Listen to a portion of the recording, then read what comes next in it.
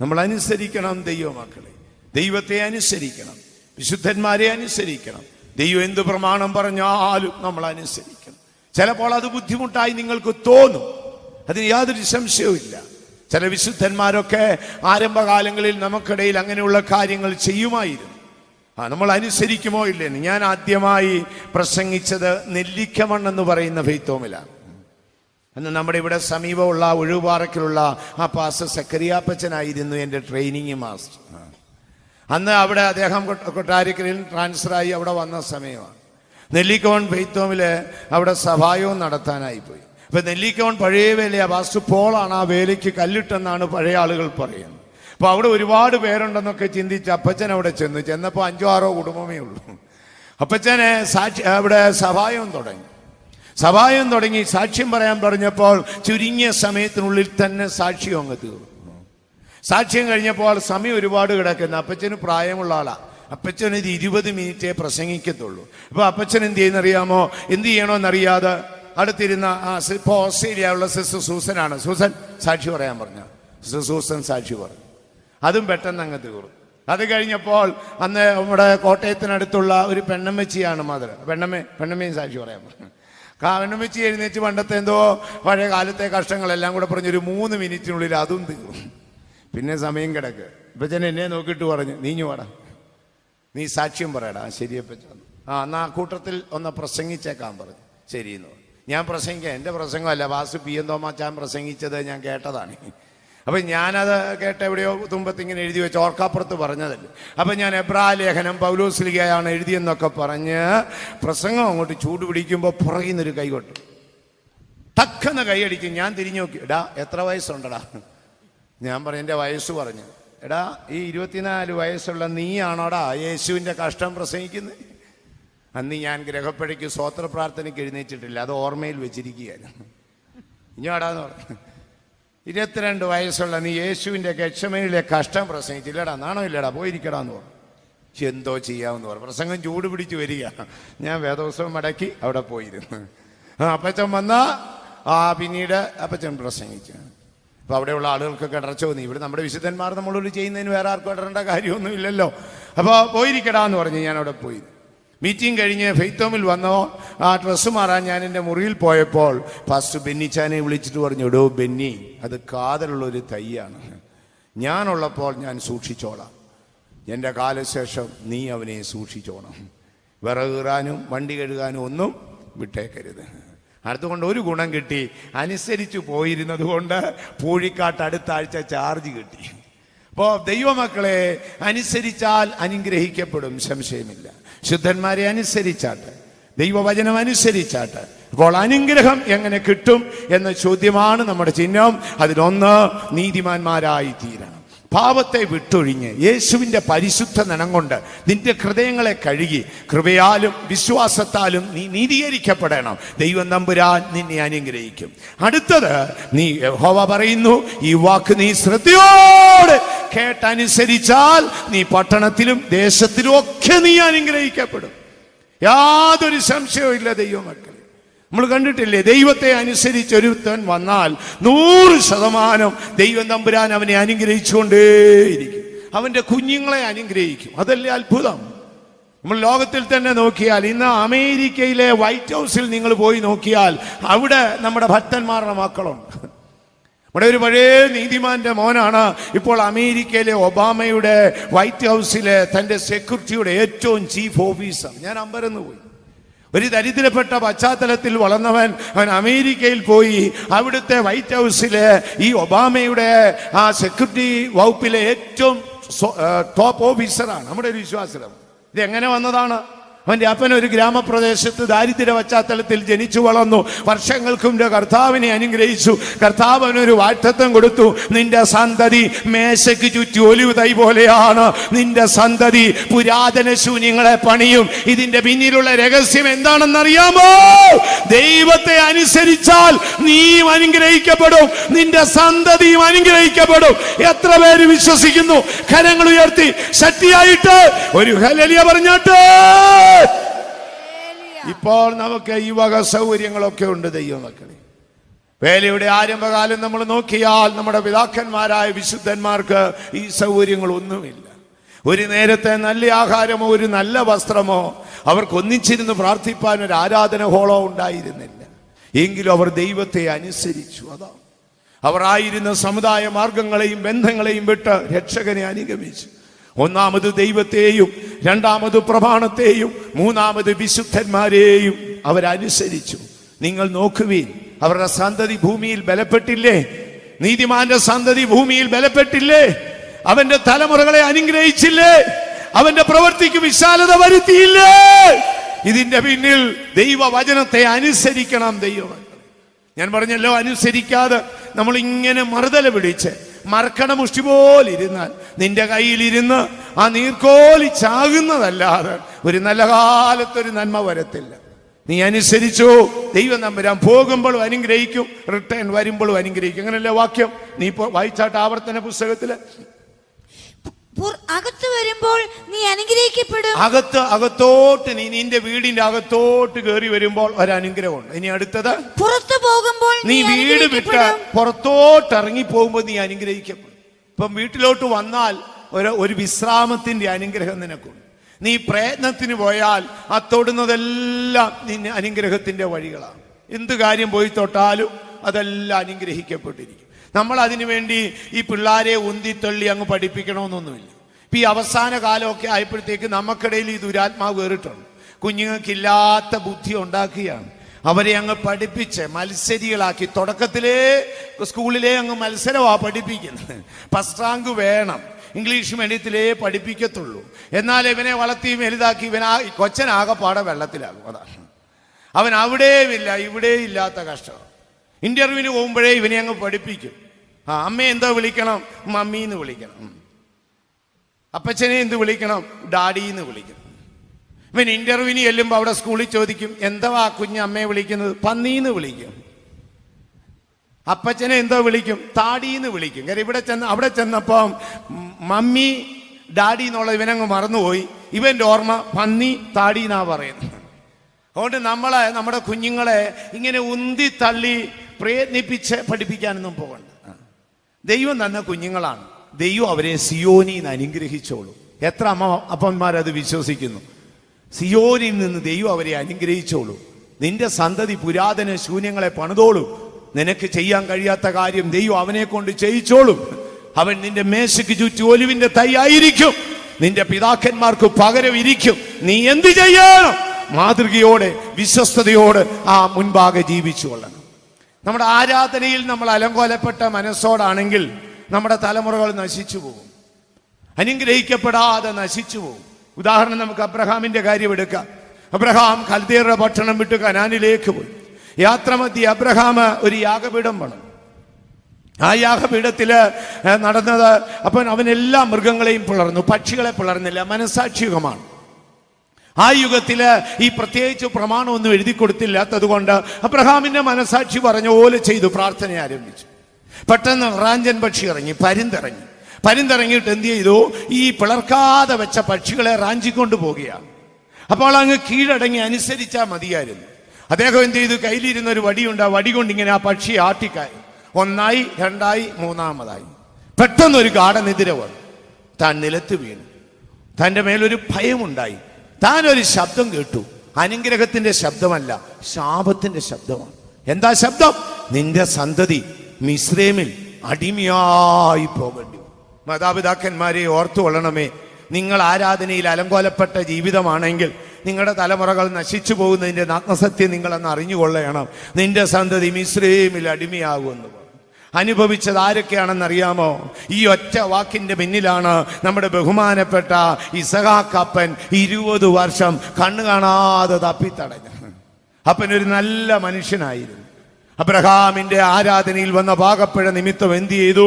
ഇസഹാക്ക് 20 വർഷം തപ്പിത്തടഞ്ഞു നടന്നു. ഈ 20 വർഷവും യാക്കോബ്, അനുഗ്രഹിതനായ യാക്കോബ് അന്യന്റെ ആടുകളെ തീറ്റി അലയേണ്ടി വന്നു. ഇതിന്റെ പിന്നിലാണ് ജോസഫ് 14 വർഷം ജയിലറയിൽ അടയ്ക്കപ്പെട്ടത്.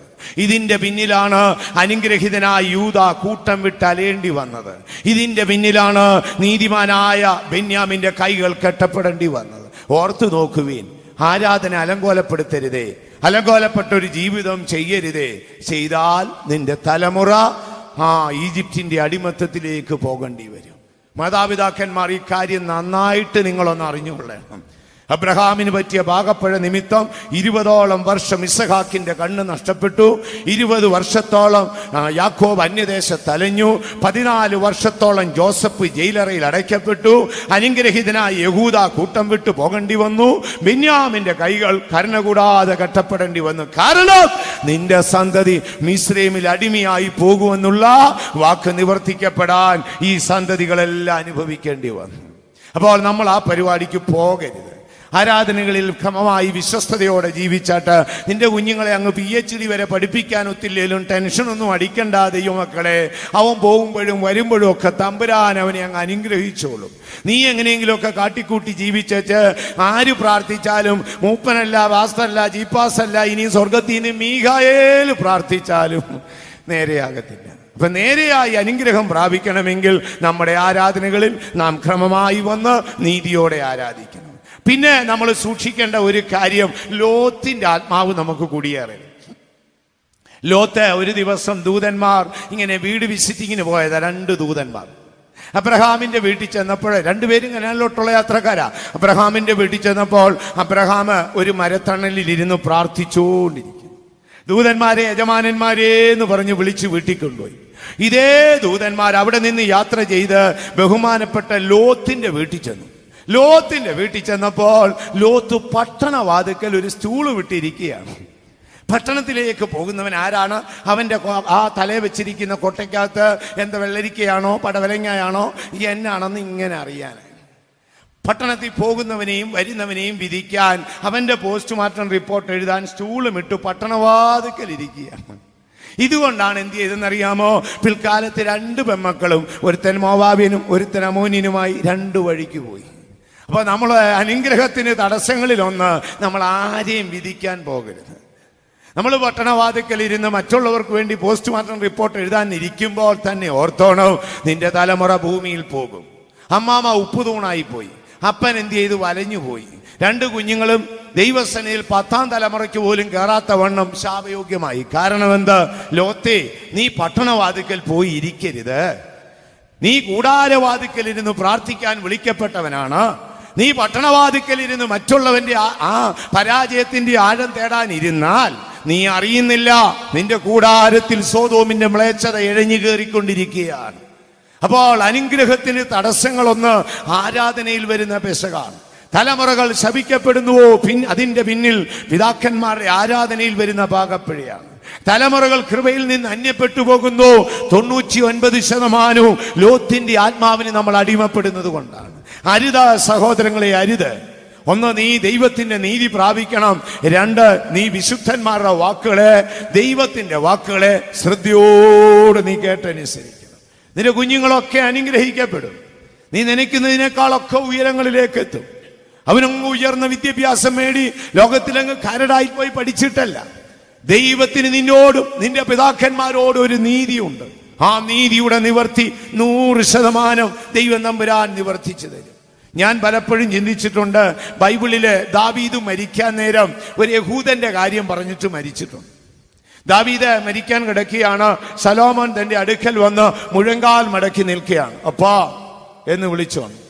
അപ്പോൾ ദാവീദ് തന്റെ മനസ്സിൽ ഇങ്ങനെ ഓർത്ത് ചില കാര്യങ്ങൾ പറഞ്ഞു. സോളമൻ എന്ന് വിളിച്ച ശേഷം പറഞ്ഞു, ഞാനേ വളരെ വർഷക്കാലം ആഗ്രഹിച്ചതാണ് യെരൂശലേം ദേവാലയം പണിയാൻ.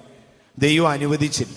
അതുകൊണ്ടൊരു കാര്യം ചെയ്യണം, മോന് ആലയം പണിയണം. അവൻ കൈകൂപ്പി, ശരിയപ്പാ ഞാനത് ചെയ്യാം. അപ്പൻ മരിച്ച് 7 വർഷം കഴിഞ്ഞ് 27 വയസ്സ് പ്രായമുള്ള ശലോമോൻ യഹോവയുടെ നാമത്തിൽ ആലയം പണിതു. അടുത്തത് പിന്നെ ഓർമ്മയിൽ ഇങ്ങനെ വന്നിട്ട് പറഞ്ഞു, മോനെ, യോവാബ് എന്നൊരു ദുഷ്ടനുണ്ട്. സമാധാനമുള്ള ദേശത്ത് നീതിയും കരുണയും കൂടാതെ തന്നെക്കാൾ നീതിയുള്ളവരെ ഉപായത്തിൽ കൊന്നവനാണ്. മോൻ അവനെ കൊല്ലണം. ശരിയപ്പാ. ഇച്ചിരി കഴിഞ്ഞപ്പോൾ പറയാണ്, മോനെ, ശിമേയി എന്ന് പറയുന്ന ഒരുത്തനുണ്ട്. അവൻ എന്നെ കഠിന ശാപത്തോടെ ശപിച്ചതാ. ഞാൻ അവനെ കൊല്ലത്തില്ലെന്ന് പറഞ്ഞു. ധൈര്യശാലിയും പരാക്രമിയായി എന്നെ ശപിച്ചാൽ നിന്നെയും അവൻ ശപിക്കും.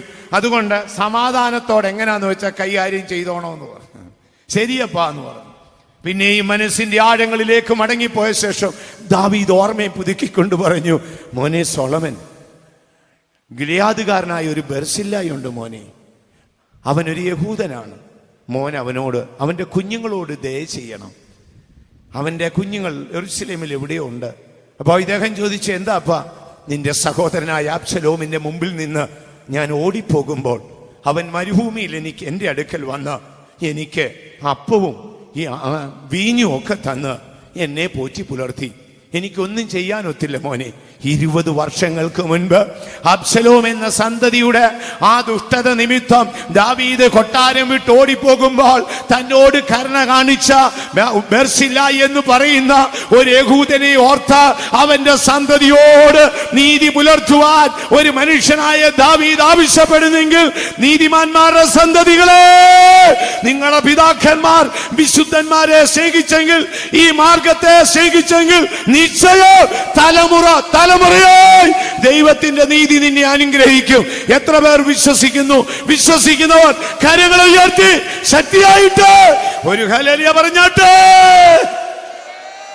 ഈ ബർസില്ലായി ആരാണെന്നറിയാമോ? ബർസില്ലായി എന്ന വാക്കിന്റെ അർത്ഥം ഉരുക്കു മനുഷ്യൻ എന്നാണ്. പ്ലാസ്റ്റിക് മനുഷ്യനല്ല, ഉരുക്കു മനുഷ്യനാണ്. എന്ത് കാര്യത്തിനും സ്ട്രോങ് ആയിട്ട് നിൽക്കുന്നതാണ്. ബർസില്ലായി എന്ന എബ്രായ വാക്കിന്റെ അർത്ഥം ഉരുക്കു മനുഷ്യൻ. ഇവനൊരു ഉരുക്കു മനുഷ്യനാണ്. രണ്ടാമത്, ഇവനൊരു യഹൂദനാണ്, ദൈവത്തെ സ്തുതിക്കുന്നവനാണ്. 3, ഇവന്റെ ജന്മദേശം ഗിലെയാദിലാണ്, വൈദ്യന്മാരുടെ പട്ടണത്തിൽ ദൈവത്തിങ്കൽ നിന്ന് സൗഖ്യം പ്രാപിച്ചതാണ്. 4, അഭിഷക്തന്റെ ദുരിതത്തിൽ വേദനയിൽ അവനെ വലതുകരം കൊടുത്ത് താങ്ങിയതാണ്. ദാവീദിന്റെ 2 സ്നേഹിതരെ നമുക്ക് കാണാം. ഒരുവന്റെ പേര് ബർസില്ലായി. അതിനുശേഷം ഈ നന്മയെല്ലാം ചെയ്തു. ആ ഭാഗം വായിച്ചാൽ നമ്മൾക്ക് കരഞ്ഞു പോകും. ദാവീദ് അബ്ശലോമിന്റെ അടുക്കൽ നിന്ന് ഓടിപ്പോയി നാളുകൾക്ക് ശേഷം മടങ്ങി വരുമ്പോൾ ഈ വയോധ്യനായ ബർസില്ലായി ദാവീദിനെ നദീതീരത്ത് കാണാൻ ചെല്ലുന്നു. അപ്പൊ ഇദ്ദേഹം തോളത്ത് കൊട്ടിയിട്ട് ചോദിച്ചു, അയ്യോ ബർസില്ലായി, പ്രായമായില്ലേ, എന്താണ് വന്നത്? അപ്പോൾ പറഞ്ഞു, യജമാനനെ, എനിക്ക് അങ്ങയോടൊപ്പം വരാൻ ആഗ്രഹമുണ്ടായിരുന്നു, എന്റെ ആരോഗ്യം സമ്മതിച്ചില്ല. ഇല്ലെങ്കിൽ അങ്ങേ അനുഭവിക്കുന്ന ഏത് ദുരിതവും അനുഭവിപ്പാൻ ഞാൻ തയ്യാറാണ്. അഭിഷക്തനായ ദാവീദ് അനുഭവിക്കുന്ന ഏത് ദുരിതവും അനുഭവിപ്പാൻ ഞാൻ തയ്യാറാണ്. ഉടനെ ദാവീദ് ഒരു ചോദ്യം ചോദിച്ചു, ബർസില്ലായി, നീ എന്നോടുകൂടെ എന്റെ അരമനയിൽ വരാമോ? കൈകൂപ്പിക്കൊണ്ട് പറഞ്ഞു, ഞാൻ വയോധ്യനാണ്, എന്റെ നാളുകൾ എണ്ണപ്പെട്ടു, എന്റെ അപ്പച്ചനെയും അമ്മയും ഇവിടെയാണ് അടക്കം ചെയ്തത്, എനിക്കും അവരോടൊപ്പം ആ കല്ലറുകളിൽ അടക്കം ചെയ്യണം യജമാനൻ, അതുകൊണ്ട് ഞാൻ വരുന്നു. ദാവീദിന്റെ മനസ്സിൽ അത് എഴുതി ചേർത്തു. വർഷം 20 കഴിഞ്ഞു. ദാവീദ് മരിക്കുന്ന സമയമായി. പെട്ടെന്ന് ദാവീദ് ഓർത്തിട്ട് പറഞ്ഞു, ഗിലെയാദുകാരനായ ഒരു ബർസില്ലായി ഉണ്ട്, അവന്റെ സന്തതികൾ എവിടെയൊക്കെയോ ഉണ്ട്, മോൻ അവരെ കണ്ടുപിടിച്ച് അവരോട് ദയ ചെയ്യണം. ശലോമോൻ ചോദിച്ചു, അപ്പോ ഞാൻ എന്ത് ചെയ്യണം? നിന്റെ അരമനയിൽ നിന്ന് അവർ കഴിച്ചു കൊള്ളട്ടെ. ഇന്ന് രാത്രി ഞാൻ നിന്നോട് പറയാം, നിന്റെ സമൃദ്ധിയുടെ പിന്നിൽ, നിന്റെ നന്മയുടെ പിന്നിൽ, നിന്റെ ഉയർച്ചയുടെ പിന്നിൽ നിന്റെ പിതാക്കന്മാർ അഭിഷക്തരായ വിശുദ്ധന്മാരോടുകൂടെ കഷ്ടം അനുഭവിച്ച്, പട്ടിണി അനുഭവിച്ച് അവരുടെ കരങ്ങളെ താങ്ങിയത് കൊണ്ടാണ് ഈ തലമുറ അനുഗ്രഹിക്കപ്പെട്ടത്. വിശ്വസിക്കുന്നവർ കരങ്ങൾ ഉയർത്തി ശക്തിയായിട്ട് ഒരു ഹല്ലേലൂയ പറഞ്ഞാട്ടെ. അപ്പോൾ അതുകൊണ്ടാണ് ദൈവമക്കളെ നമ്മുടെ ഈ മാർഗം ഇത്രമാത്രം വളർന്നു വന്നത്. പിതാക്കന്മാരായ വിശുദ്ധന്മാർ, ആ വിശുദ്ധന്മാരുടെ കഷ്ടതയിൽ നമ്മുടെ മാതാപിതാക്കന്മാർ അവരെ സഹായിച്ചു. കുഞ്ഞുങ്ങൾക്ക് കൊടുത്തില്ലെങ്കിൽ പോലും വിശുദ്ധന്മാരുടെ ദുരിതത്തിൽ അവരെ താങ്ങി. കണ്ടോ തമ്പുരാൻ കൊടുക്കുന്നത്? ശലോമോന്റെ അരമനയിലെ മേശയിൽ നിന്നാണ് ഇപ്പോൾ ബർസില്ലായിയുടെ കുഞ്ഞുങ്ങൾ കഴിക്കുന്നത്. സമ്പൽ സമൃദ്ധിയായ രാജകീയമായ ഭക്ഷണം ബർസില്ലായിയുടെ കുഞ്ഞുങ്ങൾ കഴിക്കുന്നുവോ? അത് ബർസില്ലായി കരുതിയതല്ല. വിശുദ്ധന്മാരുടെ ദുരിത നാളിൽ അവരെ സഹായിക്കുവാൻ ബർസില്ലായിക്ക് മനസ്സുണ്ടോ? നിശ്ചയം നിന്റെ 1000 തലമുറയോട് ദൈവം തമ്പുരാൻ നീതി പുലർത്തും. വിശ്വസിച്ചാൽ നീ ജീവിച്ചിരിക്കുമ്പോൾ തന്നെ നിന്റെ തലമുറയുടെ നന്മ നീ കാണും. അപ്പോൾ അനുഗ്രഹത്തിന്റെ പിന്നിൽ അനുസരണമുണ്ട് ദൈവമക്കളെ. നമുക്ക് അനുസരിക്കാം. നമുക്ക് അടുത്ത ഭാഗത്തേക്ക് നമുക്ക് കടന്നു പോകാം. അനുഗ്രഹത്തിന്റെ അടുത്ത വരി എന്ന് പറയുന്നത് 24-ാം സങ്കീർത്തനം 4-5 വാക്യങ്ങളൊന്ന് വായിച്ചാൽ, വെടിപ്പുള്ള കൈയും നിർമ്മല ഹൃദയവുമുള്ളവൻ, വ്യാജത്തിന് മനസ്സ് വെക്കാതെയും കള്ളസത്യം ചെയ്യാതെയും ഇരിക്കുന്നവൻ, അവൻ യഹോവയോട് അനുഗ്രഹവും തന്റെ രക്ഷയുടെ ദൈവത്തോട് നീതിയും പ്രാപിക്കും. ഇപ്പോൾ നമ്മൾ വായിച്ചു കേട്ടത് ഒരു ധാർമ്മികതയുടെ ലിസ്റ്റാണ് ദൈവമക്കളെ. ഒരു ധാർമ്മികതയുടെ ലിസ്റ്റാണ് ഇപ്പോൾ നിങ്ങൾ അവിടെ വായിച്ചു കേട്ടത്. ഒന്നുകൂടെ വായിച്ചാട്ട്.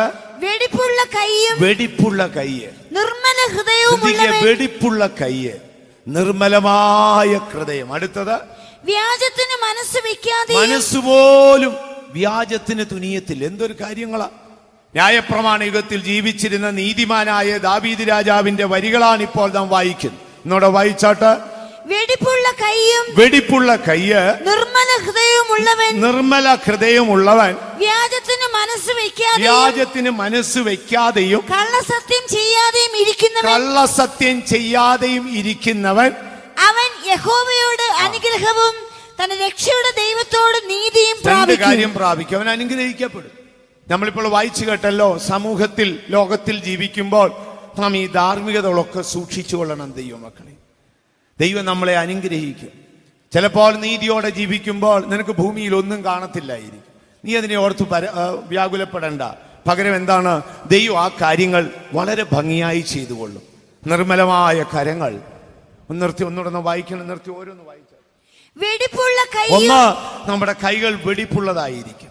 നമ്മളോട് കണക്ക് തീർക്കുന്ന ആളിൽ നമ്മുടെ കൈകൾ വെടിപ്പുള്ളതായിരിക്കുമോ? വെടിപ്പുള്ള കൈയ്യ്. അടുത്തത്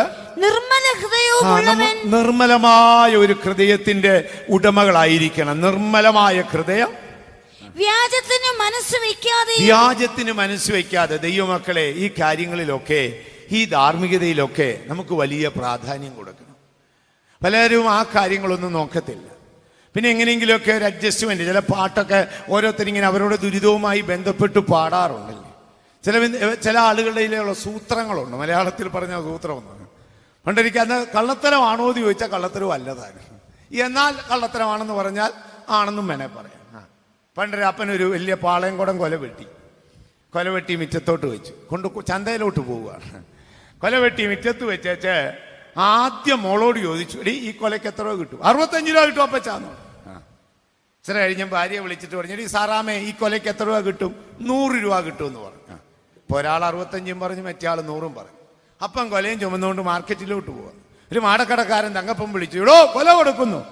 കൊടുക്കുന്നെന്ന് പറഞ്ഞു. എന്തോ വേണം? അത് 125 രൂപ വേണം. ഈ കൊലയ്ക്കോ? അവിടെ 100 രൂപ പറഞ്ഞേച്ചിരിക്കുക. 100 രൂപ പറഞ്ഞതാരാ? 100 രൂപ പറഞ്ഞതാരാ? ഭാര്യ 100 രൂപ പറഞ്ഞതാണ്. പക്ഷെ സംഭവം ശരിയല്ലേ? 125 രൂപ തന്നാ കൊല തരാം. 60 രൂപയുടെ കൊല പോലും ഇല്ല. 125 രൂപ തന്നാ കൊല തരാമെന്ന് പറഞ്ഞു. അതെങ്ങനെ? ഇപ്പൊ ഒരാൾ പറഞ്ഞേച്ചിരിക്കുകയാണ്. 100 രൂപ ഒരാൾ പറഞ്ഞേച്ചിരിക്കുക. പറഞ്ഞ ആരാ? ഭാര്യ സാറാമ. സംഭവം കള്ളത്തരമാണോ? കള്ളത്തരമല്ല. സംഭവം കള്ളത്തരമാണോ? പകുതി കള്ളത്തരമാണ്. അതുകൊണ്ട് ഈ സൈസ് പരിപാടി ദയവായി നമ്മൾ എടുക്കരുത്. അതിനാണ് അവിടെ ദാവീദിന്റെ കാലത്തൊക്കെ ഈ കച്ചവടമുണ്ട്. അതുകൊണ്ടാണ് അത് എഴുതിയിരിക്കുന്നത്. ഒന്നുകൂടെ വായിച്ചേ.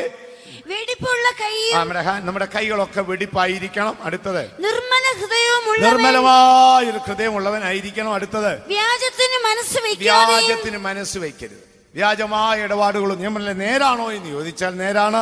പക്ഷെ അടുത്ത കള്ളത്തരമാണോ എന്ന് ചോദിച്ചാൽ അത് പകുതി കള്ളത്തരവുമാണ്. ആ വക കാര്യങ്ങളൊന്നും എടുക്കരുത്. പരമാർത്ഥതയോടെ ജീവിക്കണം. ചില മനുഷ്യരെ കണ്ടിട്ടില്ലേ, ആത്മീയത്തിൽ ഇങ്ങോട്ട് വന്നു കഴിഞ്ഞാൽ, പണ്ട് ഞാൻ അവിടെ ചേത്തക്കല്ലിരിക്കും, സ്ഥലമൊന്നും പറയാൻ പാടില്ലാത്തതാണ്, എങ്കിൽ പോലും ഒന്ന് പറയുക. അവിടെ ഇരിക്കും കാലത്ത് ഒരാള് ചിട്ടിക്കമ്പനി നടത്തി. ചിട്ടിക്കമ്പനി എല്ലാം പൊട്ടി പോളിഷായി ആകെ തകർന്നു. നാട് വിട്ടുപോയി. കുറെ കാലം കഴിഞ്ഞ് ഏതോ ഒരു കൂട്ടായ്മയിലൊക്കെ കൂടി പിന്നെ ഒരു സഭ അങ്ങ് തുടങ്ങി. സഭ തുടങ്ങി. ഇവർ മാനസാന്തരപ്പെട്ടെന്നൊക്കെ കേട്ടോണ്ട് പണ്ടത്തെ കടക്കാരാരാണ്ടെല്ലാം കൂടെ വന്നു. അപ്പോൾ അവിടെ ആരാധന നടന്നുകൊണ്ടിരിക്കുക. അപ്പോഴത്തേക്കിന് ഈ കൊച്ചമ്മ ആത്മാവിൽ നിറഞ്ഞ് ഇങ്ങനെ ഗിയർ മാറി മുമ്പിൽ നിന്ന് ഇങ്ങനെ പുറമോട്ട് വന്നുകൊണ്ടിരിക്കുക. ഈ ഉണർവ് കണ്ടുകൊണ്ട് ഓടിച്ചെന്ന ഒരാൾ പറഞ്ഞു, നീ ഇത്രയും ഉണർവൊന്നും വേണ്ട, മേടിച്ച കാശ് ഇഞ്ഞ് തരാൻ പറഞ്ഞു. പിന്നെ അമ്മാമ ഒരു വാക്ക് ഫിലിപ്പിയ ലേഖനത്തിൽ നിന്ന് പറഞ്ഞു, പിൻപിലുള്ളതെല്ലാം മറന്നു, മുൻപിലുള്ളതിനെ ആഞ്ഞുകൊണ്ട് ഞാൻ പരമൗളിയുടെ ലാക്കിലേക്ക് ഓടുക. ദൈവമക്കളെ, ഈ സൈസ് സൂത്രങ്ങളൊന്നും നമ്മൾ എടുക്കരുത്. നമ്മുടെ മനസ്സ് നിർമ്മലമായിരിക്കണം. കൈകൾ വെടിപ്പുള്ളതായിരിക്കണം.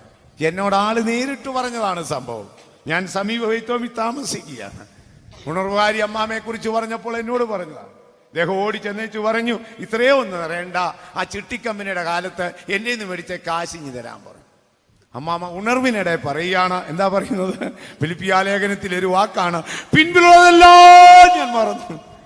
പഴയതെല്ലാം മറന്നെന്ന് വെട്ടിയെന്ന്. ഇനി അടുത്തത്, മുൻപിലുള്ള അടുത്തിടപാട് ഏതാന്ന് വെച്ചാൽ ഞാൻ ഓടിക്കൊണ്ടേയിരിക്കുക. ദൈവമക്കളെ, ഈ സൈസ് സൂത്രമൊന്നും ഉണ്ടാകരുത്. അനുഗ്രഹിക്കപ്പെടത്തില്ല, ശപിക്കപ്പെടും. അപ്പോൾ നമ്മുടെ കൈകൾ വെടിപ്പുള്ളതായിരിക്കണം, മനസ്സ് നിർമ്മലമായിരിക്കണം, അതരം പറയുന്നത് നേരായിരിക്കണം. ഒക്കുന്നില്ലെങ്കിൽ ദൈവം തമ്പുരാനോട് ഒക്കുന്നില്ലെന്നങ്ങ് പറയണം. അതാണ് പരമാർത്ഥത അങ്ങ് പറയണം. എന്നെ പൊന്നു തമ്പുരാനെ, ഇത്രയൊക്കെ ഒക്കത്തുള്ളൂ. ഇപ്പൊ ബലൂൺ ഊതി വീർപ്പിച്ചാൽ അതിനൊരു പരിധിയുണ്ട്. അപ്പുറം ഊതി വീർപ്പിച്ചാൽ അതെന്ത് ചെയ്യും? അതങ്ങ് പൊട്ടിപ്പോവും. റബ്ബർ ബാൻഡ് വലിച്ചാൽ ഒരു പരിധിയുണ്ട്. കണ്ടമാനം വലിച്ചാൽ പൊട്ടുകയും ചെയ്യും, കയ്യേലടിക്കുകയും ചെയ്യും. അതുകൊണ്ട് നമ്മളുള്ള കാര്യം പോയി തമ്പുരാനോട് അങ്ങ് പറയണം. സൂത്രവും തന്ത്രവും ഒന്നും എടുക്കരുത്, ഒടുവിൽ നമ്മൾ വെള്ളത്തിലാവും. അപ്പോൾ അനുഗ്രഹത്തിന്റെ രഹസ്യം നമ്മുടെ ധാർമ്മികതകൾ സൂക്ഷിക്കണം. അപ്പൊ ഇനി അടുത്തതായിട്ട് ശലോമോൻ പറയുന്നത് നോക്കിക്കാട്ടെ. 28 സദൃശ്യവാക്യം 28:20 പെട്ടെന്ന് വായിച്ചു. 28:20 സദൃശ്യവാക്യം. വിശ്വസ്ത പുരുഷൻ അനുഗ്രഹ സമ്പൂർണ്ണ. വിശ്വസ്തത നമ്മുടെ അനുഗ്രഹത്തിന്റെ പിന്നിലാണ്. എങ്ങനെ അനുഗ്രഹം പ്രാപിക്കാമെന്നുള്ളതാണ് നമ്മൾ ചിന്തിച്ചുകൊണ്ടിരിക്കും. നീതീകരിക്കപ്പെടണം, പാപത്തെ ഏറ്റുപറഞ്ഞ് ദൈവനീതിയെ സ്നേഹിക്കണം.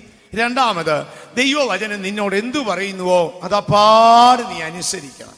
ചിലപ്പോൾ വേദന, മാനസിക സംഘർഷം, താഴ്ചയൊക്കെ കാണും, എങ്കിലും നീ അങ്ങ് അനുസരിച്ചാട്ട് അത് അനുഗ്രഹമാണ്. അടുത്തത്, നീ നിന്റെ ധാർമ്മികതകളൊക്കെ സൂക്ഷിച്ചു കൊള്ളണം. അനുഗ്രഹത്തിന്റെ രഹസ്യമാണ് ദൈവമക്കളെ, നമ്മൾ നമ്മുടെ ധാർമ്മികതകൾ സൂക്ഷിച്ചു കൊള്ളണം. ഇല്ലെങ്കിൽ എന്ത് ചെയ്യുന്നറിയാമോ? നമ്മുടെ തലമുറയായി അനർത്ഥങ്ങളും ദുരിതങ്ങളും വേട്ടയാടിക്കൊണ്ടേയിരിക്കും. കേരളത്തിലെ എത്രയോ പ്രശസ്തമായ സമ്പൽ സമൃദ്ധമായ ക്രൈസ്തവ കുടുംബങ്ങൾ പിൽക്കാലത്ത് അരിഷ്ടതയിലായി അടിമപ്പെട്ട് ഏറ്റവും തകർന്നുടഞ്ഞതിന്റെ രഹസ്യം എന്നറിയാമോ? പിതാക്കന്മാരെ അകൃത്യം 3-ാമത്തെയും 4-ാമത്തെയും തലമുറയോട് ഞാൻ ചോദിക്കും.